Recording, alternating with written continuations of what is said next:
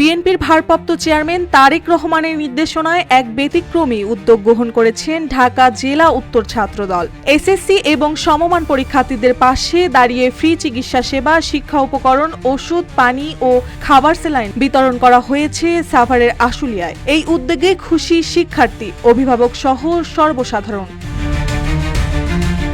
Senior ডাক্তারের তত্ত্বাবধানে অভিভাবকদের প্রেসার পরীক্ষা করা হয় এবং স্বাস্থ্য সম্পর্কিত পরামর্শ প্রদান করা হয়। মোহাম্মদ তমিজ উদ্দিন, ঢাকা জেলা উত্তর ছাত্র দলের সভাপতি বলেন, আমাদের লক্ষ্য তরুণ প্রজন্মকে সমৃদ্ধশালী ও সচেতন করা। শিক্ষার্থীদের উৎসাহিত করতে এ ধরনের মানবিক কর্মসূচি পরীক্ষার শেষ দিন পর্যন্ত অব্যাহত থাকবে। চিকিৎসা সামগ্রী এবং বিশুদ্ধ খাবার পানি বিতরণ করেছি।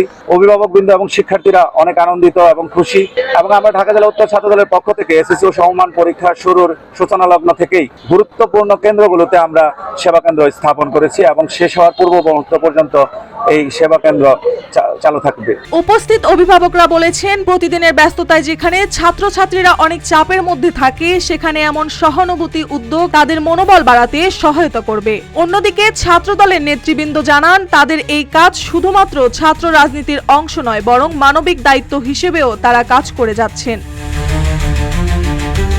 ঢাকা জেলা উত্তর ছাত্র দলের সাধারণ সম্পাদক মাহফুজ ইকবাল বলেন, আমরা অতীতে মানুষের পাশে ছিলাম, ভবিষ্যতেও থাকব। ছাত্র দলের উদ্দেশ্য শুধু রাজনীতি নয়, মানুষের জন্য কাজ করা।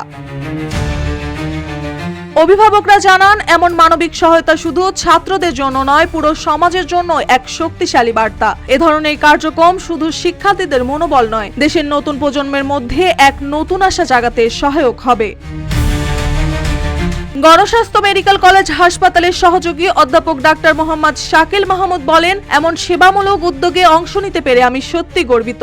সমাজের ছোট ছোট সহায়তা বড় প্রভাব ফেলতে পারে এবং ছাত্রদল তা উপলব্ধি করেছে।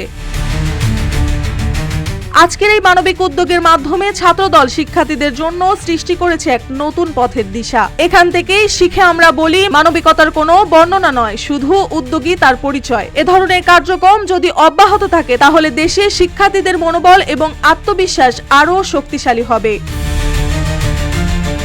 মার্জিয়া মৌ, রূপালী বাংলাদেশ।